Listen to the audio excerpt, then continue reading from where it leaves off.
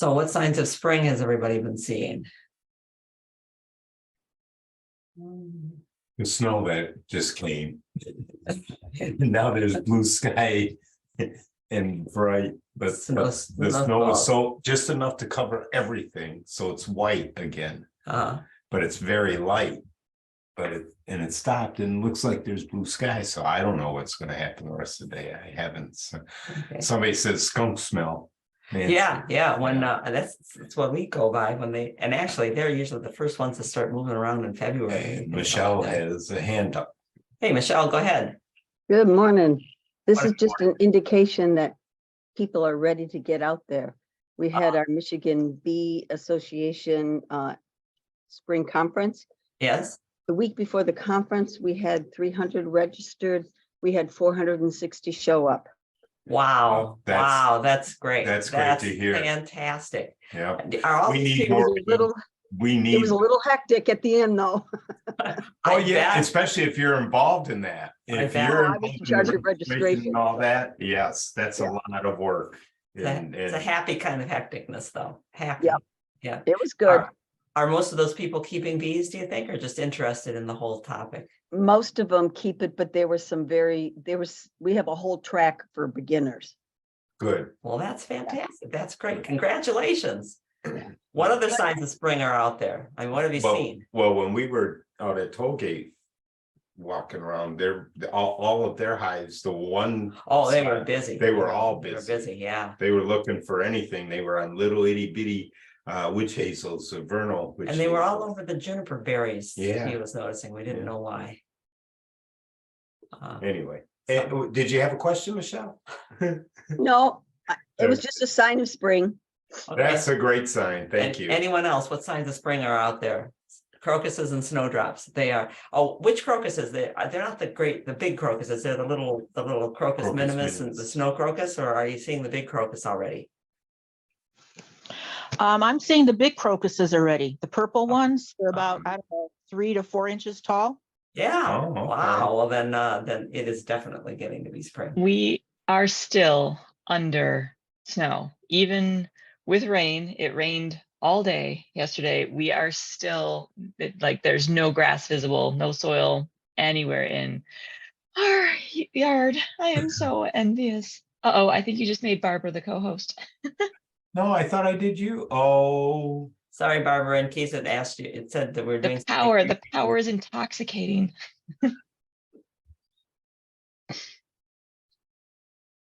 Now try. There we go. So Thank you for noticing that, Sonia. I might not have noticed for quite a while. Gretchen and Doug and I saw a bluebird yesterday, your first bluebird. And we saw a mink running across the road, which was very exciting.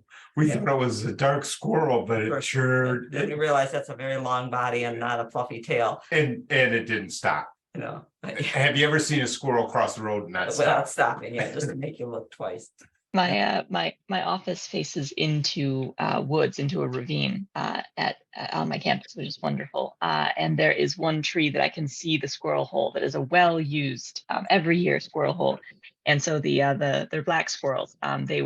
They are starting to get frisky, if you know what I mean, outside of my window right now. So that's a sign of spring. Yeah. Yeah. I think it was 2 weeks ago. Tina sent me a text with a oh my gosh, I can't believe it, because she said the squirrels were frisking around outside her window too. Yeah. Sue Whittick had a hand up and then it just disappeared. Okay. Oh, her mic's on. I don't know if I'm on or off. Sitting in here for Sue, this is Jack. It's the boy named you mentioned the bluebird. We have a bluebird that's been trying to get into our birdhouse for the last week or so. Really? Oh yeah. Trying to get in. Well, I mean, he keeps looking and he goes in and out. There's been a couple of them back there, so that's kind of fun. We watch them every day. Oh, that'd be great. We should put up a bluebird house. Yeah, the kids would we're like close to see enough. that. We might get them. Although then we'd have another responsibility of cleaning out that house, because do other birds get into your bluebird house too? Well, originally when I built it, it was we were getting the chickadees, and then the wrens got in there a couple years later, and then they keep pecking at it, making the hole bigger. So now the bluebirds are getting in there. And the bluebirds and okay. the chickadees kind of fight for it every day. And Wow. usually the bluebirds win out. Well, that's good to hear. I We- understood that bluebirds were always getting chased out by a swallow. Some swallow comes in, and so you have to put up 2 bluebird houses. But here's a bluebird holding his own against the chickadees and Yeah. wrens, and making the hole bigger. Yeah. Yeah, cool. Well, we haven't seen any of the swallows around here, but I've built a couple birdhouses. I have one, I gave one to my neighbor, and the bluebirds keep going back and forth between their house and my house and trying to decide which one they would like best. Yeah. Does the female go first or the male? I'm not sure, but I mean, we've seen both of them, so I'm not sure Right. which one. That's so, birds are so We cool. watched a wren one year. That was the male wren comes, finds a place and sets it all up and entices the female over, and she checks it out, decides if she wants to be there. So he'd spent some time bringing little twigs and sticking them in the house, some of which he tried to put in sideways and kept jamming them and they wouldn't go in. It was very funny. He was And- kind of inexperienced, I I suspect. think so. And when he got a lady to come and she came in, she went in the house and immediately began throwing all the sticks out. It was the funniest thing, like, well, I'll stay here, but none of this stuff. You got to take that old stuffy ragged chair of yours out. You got to take that coffee table out of here. It was a lot of fun. It is. I did the same thing. I told Cam he could not keep his James Bond posters if they were just masking tape to the wall. You can keep the poster, but it has to be in a frame. Well, that ruins the James Bond poster, doesn't it? Did you know Raquel Welch has a credit for being in Shawshank Redemption? She's credited Because of the poster? because of the poster on the IMDb where it says what movies an actor or actress has been in. She's got, I said Shawshank Redemption. She was in the poster. So One of she- them, Yeah. yeah. Yeah, Got a hand from Bob as well. It's a hand. okay. Go Hey, Bob. good morning. I enjoyed that bird discussion. Yeah. Question, please, about ornamental grasses and grass-like plants. In terms of dividing or moving them, did I hear you, Janet, say in the past, or I read somewhere else, that it's best to wait until a couple inches of growth emerges from the ornamental grass, at least that category? Well, it wasn't us. I never having heard that, but being apt to just do it whenever I feel like doing it. Yeah. I'm certain I've moved it. I've moved them in the fall. I've moved them, and I actually, I take that back. I know for sure I've moved them before they started growing because I don't like to wait until they start growing. Then it gets pushed into too much of a time crunch for me to try to get stuff done. Yeah.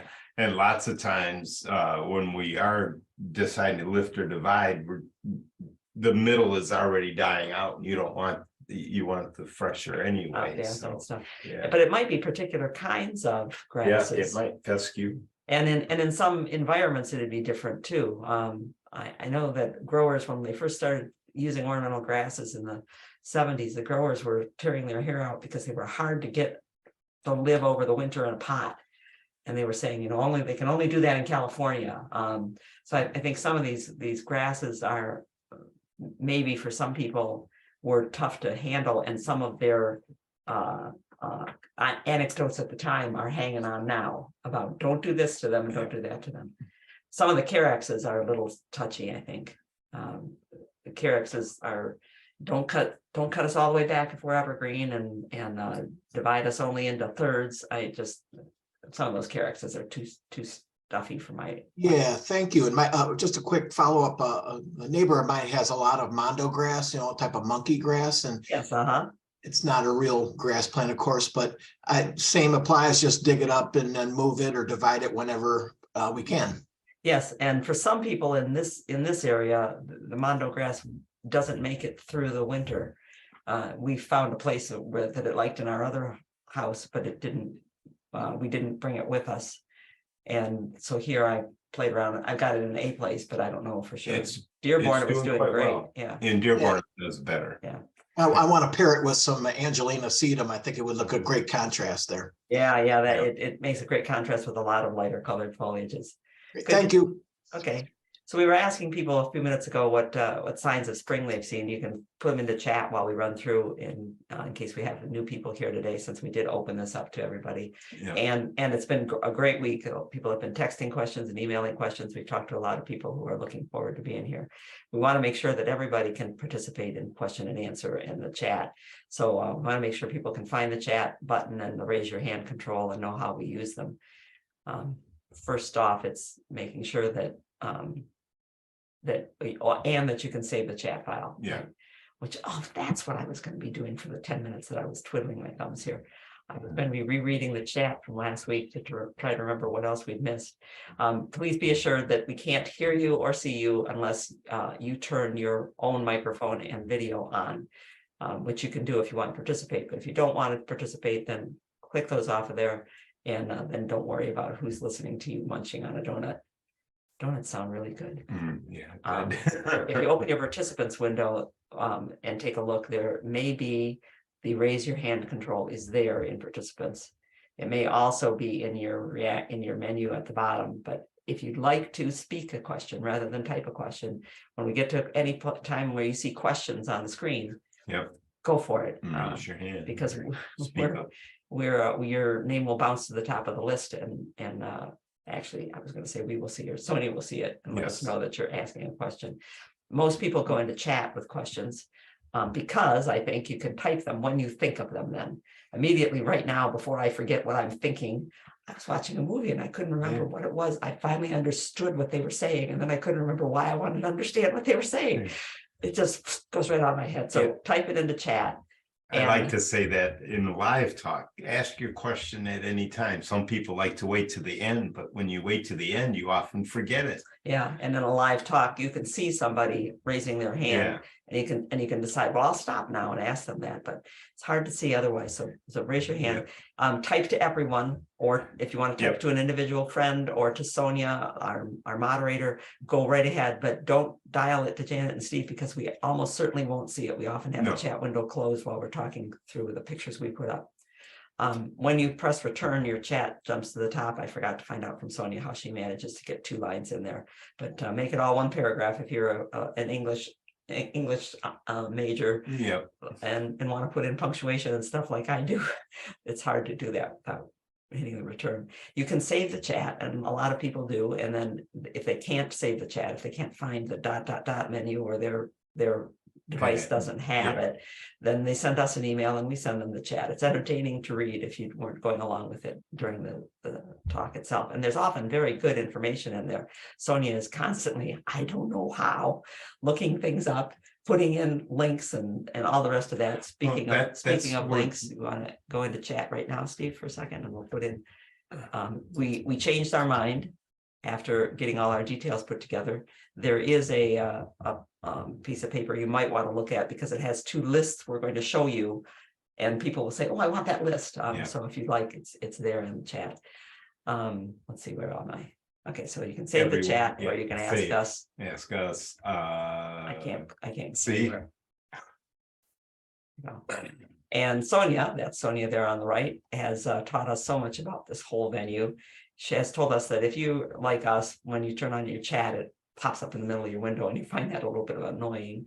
You can go into the view, which should be in your top right corner, but it, for some people is different, I'm learning, and exit your full screen and grab one of the side-by-side options, whether it's speaker or gallery, doesn't matter. But once you've got a side-by-side option open, then you'll have a bar, this dude here, as Sonia tells us, that you can move back and forth and decide whether to make your speakers the same size as the pictures we're showing, or whatever option you want to have, which is a very cool thing to be able to do.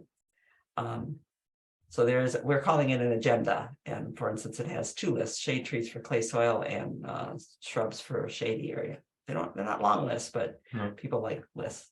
And we have a couple of minutes. I think just Maybe a couple of minutes. Well, we have 1 minute. Are there any questions that are on your mind now, or that have been typed in? It's a maybe 1 minute question. That 1 minute might be, we're going to talk about that. Michelle says, I've been given bulbs in baskets. The first were tulips, second small daffodil, white stars, and the small blue ones. Can I plant them outside now, or must I dry them and put them in fall?